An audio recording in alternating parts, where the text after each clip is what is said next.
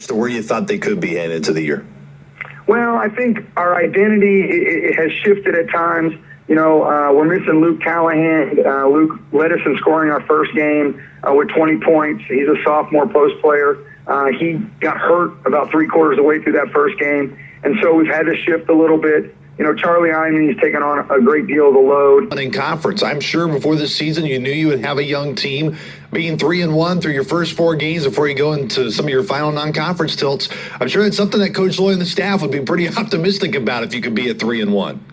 Sure, and part of that is, now, look, going into the season, we thought, hey, 3-1 is always good coming out of those first 4 conference games.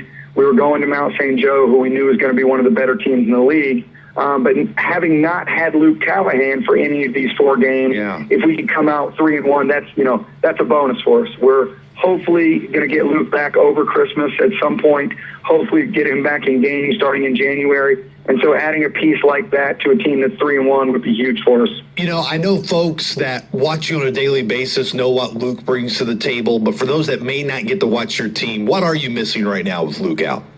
Well, the 2 things that Luke brings is versatility offensively. He's about 6'7", he's long, he's athletic, he scores around the basket, he can shoot threes, he's got a good mid-range game. But what he really brings the most to our team is he brings the length defensively that we're missing right now. We're getting some of that out of J.T. Whitaker off the bench, but Luke is a guy who, averages 2 or 3 block shots a game, really disrupts a lot of shots around the basket, makes it difficult on opposing post players, to score around the basket. And so, the versatility offensively and the length and athleticism defensively are things that we're missing. But, we've got guys that have stepped up